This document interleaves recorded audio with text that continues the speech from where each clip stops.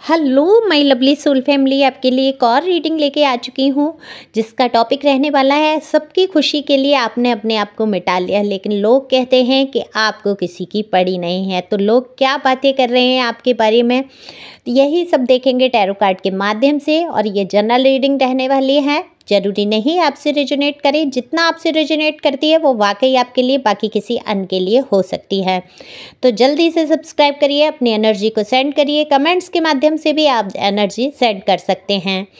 आपका योगदान रहेगा, अगर आप सुपर थैंक्स देते हैं, बाय करते हैं, तो आपका ये योगदान हो जाएगा टैरो कार्ड के लिए। एक लाइक तो बनता ही बनता है, शेयर कर सकते हैं, ये आपका चैनल है, आप जो मर्जी आए कर सकते हैं। यहाँ पर दिए हुए नंबर पे आप संपर्क कर सकते हैं। ये जो नंबर है व्हाट्सएप है, इस पर कॉल सादा नहीं जाएगा, व्हाट्सएप कॉल या मैसेज होगा। और ये नंबर पर्सनल रीडिंग के लिए दिया हुआ है, पर्सनल रीडिंग फ्री नहीं है, ये ध्यान रखें कि पर्सनल रीडिंग फ्री नहीं है। आप रीडिंग बुक करा देते हैं, पहले आप पे कर देते हैं, उसके बाद आपकी रीडिंग हो जाती है। तो अगर आपको उलझन है, दुविधा में हैं, आप बिल्कुल पर्सनल रीडिंग यहाँ करा सकते हैं, मुझसे संपर्क कर सकते हैं। कार्ड मैंने पहले ही शफल कर लिए हैं, तो अब देखने की कोशिश करेंगे। देखो, अगर मैं आपकी एनर्जी की बात करूँ तो आप ऐसी किसी सिचुएशन में फंसे हैं जहाँ पे ऐसे लग रहा है आपको कि आपका कोई नहीं है, आपको सभी लोग नेग्लेक्ट कर रहे हैं, या आपको उस स्थान पर जहाँ भी आप हैं या गए हैं या रह रहे हैं वहाँ ऐसा फील हो रहा है कि अब आपके लिए यहाँ पर कुछ बचा नहीं है। कुछ ऐसी सी फीलिंग, मतलब अपनेपन की फीलिंग आपको नहीं आ रही है, ऐसी कुछ फीलिंग में है आप। और जब ऐसा आपको महसूस होने लगता है कि दुनिया में आपका कोई बचा ही नहीं, रहा ही नहीं, तो सैडनेस तो होती ही होती है। हालांकि उतने सैड नहीं है जितना आपको होना चाहिए। तो देखो किसकी एनर्जी है बताना, ओके। और ये कमेंट्स जब आप करके ये क्लेम करते हैं कि ये रीडिंग आपकी है, तो मुझे बहुत खुशी होती है कि कम से कम मेरी रीडिंग करना सफल रहा। देखो, आपने आज तक, लोग आपके बारे में बातें कैसी भी करें, लेकिन आपने किया है बड़ा बड़ा बदलाव। तो आपने बदलाव किया अपने जीवन में, बलिदान दिए आपने अपने जीवन में, और उन बलिदानों को जो है किसी ने समझा नहीं। आपने हर किसी का साथ देने की ठान ली और आपने हर सिचुएशन, हर परिस्थिति में सबका साथ दिया। तो आपने हमेशा से किए हैं त्याग, और त्याग किए हैं अपने सुख के। वो सुख आपके जीवन के कुछ भी हो सकते हैं। देखो, आप लोग पास्ट की मेमोरी में बहुत अटक के रह गए हैं। आपके जीवन में हो सकता है कोई ऐसा रिश्ता रहा हो जिसको आपको भुलाना मुश्किल हो गया, और आप उस रिश्ते को भुलाकर आगे बढ़े। आपने उस रिश्ते को छोड़ा, आपने दुनियादारी से संबंध तोड़ा, कोई ऐसे रिश्ते में जाकर आप अटक गए जो आपकी बिल्कुल भी वैल्यू नहीं करते हैं या करती हैं। यहाँ पर मेल फीमेल दोनों के लिए यहाँ रीडिंग समान है। आपको पता है कि आप महिला हैं या पुरुष, अपने हिसाब से सुन सकते हैं, एनर्जी का कोई जेंडर नहीं होता है। तो आपने इस व्यक्ति को, जब आपके जीवन में ये व्यक्ति आया, इसने आपको बहुत ये दिखाया जैसे कि आपके लिए सब कुछ यही है, आपके प्रति इतना लगाव दिखाना, अब पागलपन की हद तक जाना, तो कहीं ना कहीं आपके हृदय में भी आने लगा। जब आप टूट गए, बिखर गए, तो आपको ऐसा लगने लगा कि शायद यही व्यक्ति है जो आपका सहारा बन सकता है या आपको प्यार दे सकता है। उसमें भी आपको ये दिखा, आप ऐसे हृदय के व्यक्ति हैं कि आपको ये दिखा कि अगर मैं इस व्यक्ति के संपर्क में नहीं आऊँगा या आऊँगी तो इसका ही कुछ बुरा हो जाएगा। वहाँ भी आप अपना भला नहीं सोच रहे हैं, वहाँ भी आपने बदनामियाँ मोल ली हैं, लोगों के ताने सुने हैं, हर रिश्ते ने आपको छोड़ दिया, आप एकदम अकेले पड़ गए, कोई आपके साथ खड़ा नहीं था, और आपने जी जान से इस रिश्ते को निभाने की कोशिश की है। तो आपने, मैं वही तो कह रही हूँ, आपने किए हैं बड़े बड़े बलिदान कर दिया, जिसकी इज्जत चली गई, जिसकी समाज में वैल्यू नहीं रही, इस पर्सन की वजह से या पर्सनी की वजह से। ये जो भी आपके रिश्ते में आए, इनकी वजह से आपके जीवन में बहुत ज़्यादा घटनाएं घटित हुई। मैं उस दुख को यहाँ पर बयान करके आपके दिल को नहीं दुखाना चाहती। आप लोग कहते हैं, कोई कमेंट्स करते हैं मुझे कि आप तो पिछला मेरा दुख हरा कर देते हैं, लाकर खड़ा कर देते हैं, लेकिन अगर रीडिंग में निकल रहा है वो मैं नहीं बताऊंगी तो आप कैसे समझ पाएंगे ये रीडिंग आपकी है। मैं यहाँ किसी का दिल दुखाना नहीं चाहती, क्षमा चाहती हूँ अगर आप लोगों का मेरी रीडिंग से दिल दुख जाता है। मैं यही चाहती हूँ कि इस दुख से आप उभर के आ पाएँ। तो आपने इतना सब करने के बाद भी आपको नतीजा क्या मिला? ये लोग जब आप इस व्यक्ति को अपने जीवन में आपकी जब तक ज़रूरत रही इसने बमर्जी आपके साथ व्यवहार किया, बर्ताव किया। जब इसको ऐसा लगने लगा कि अब आपसे भी कोई बेहतर इसको मिल सकता है, लालसाएं, इच्छाएं, गद्दारियां इसके मन में पैदा हो गई। लेकिन आप देखो कितने सीधे हो, मैं सीधा ही कहूँगी, कितने इनोसेंट हो आप, फिर भी इस पर्सन या पर्सनी की गलती नहीं मान रहे। आप दूसरे लोगों को देख रहे हैं कि उसने सिखा दिया, उसने रिश्ता ख़राब करा दिया, इसने करा दिया। आप सोच के देखिए, क्या कोई व्यक्ति जब तक किसी के मन में दुर्भावनाएं होंगी नहीं तब तक कोई उनको पैदा नहीं कर सकता। थोड़ी बहुत भावनाएं तो होती हैं तब दूसरे व्यक्ति उसको बढ़ावा दे सकते हैं, हवा दे सकते हैं। कहीं कोई आग है बिल्कुल बुझ चुकी हो और उसमें अगर हवा की जाती है, एक आध शोला कहीं होता है तो आग भड़क जाती है। तो ऐसे ही समझना है कि उस व्यक्ति के अंदर पहले से दुष्टता है, उस व्यक्ति के अंदर पहले से दुष्टपन की भावनाएं हैं, आपके साथ गद्दारी करने की भावनाएं हैं, आपको दुख पहुंचाने की भावनाएं हैं। तो बस लोगों ने क्या किया है, हवा देने का काम किया है। और आप क्या कर रहे हैं, उस व्यक्ति का दोष ना देखते हुए दूसरों का देख रहे हैं। आप सोच रहे हैं कि हमारा तो पर्सन या पर्सनी बहुत अच्छा था, उसको लोगों ने सिखा दिया, बरगला लिया, इनके पीछे हमारे बीच में रिश्ता खराब हुआ। दोष आपको दूसरों का नज़र आ रहा है, अपने पर्सन या पर्सनी का आप दोष नहीं देख पा रहे हैं। लेकिन दरअसल आपके पर्सन या पर्सनी जो भी रहे आपके जीवन में, ये खुद में ही इनके अंदर गद्दारियाँ थीं। तो गद्दारियाँ थी, मक्कारियाँ थी, इनका खुद का भी चरित्र था और लोगों ने उसका भरपूर फ़ायदा उठाया, आपके रिलेशन को तबाह कर दिया, तहस नहस कर दिया आपकी ज़िंदगी को। और ज़िंदगी कहाँ से तहस नहस हो जाती है, जब आपका एक घर परिवार ही बिसा बसाया बिगड़ जाता है, रिश्ता ख़राब हो जाता है। घर में रहते हुए आपको ऐसा लगता है कि वो घर आपका नहीं है, तब उससे बड़ा दुख, उससे बड़ा कष्ट नहीं है ना। आप तो मिट गए, आप तो बर्बाद हो गए, आप तो किधर के भी नहीं रहे, ना इधर के, ना उधर के, ना किधर के। पूरे जीवन आपने जिसके लिए त्याग किया, आपने लगा दिया, आपने उस व्यक्ति के अलावा कुछ सोच ही नहीं पाए, आप समझ ही नहीं पाए, उस इंसान से आप आगे नहीं बढ़ पाए और वो इंसान आपको छोड़कर आगे बढ़ता जा रहा है।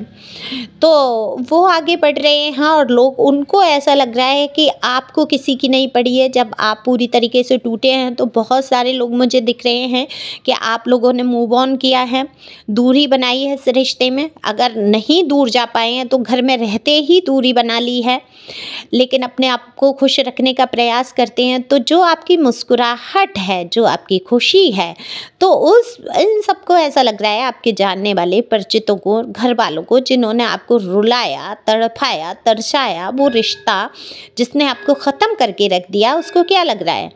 उसको लग रहा है आपको किसी की नहीं पड़ी। आप अपने आप में मगन हैं, आप अपने आप में खुश हैं, आपके अंदर बहुत हिम्मत है, आप अपनी हिम्मत से आगे बढ़ सकते हैं।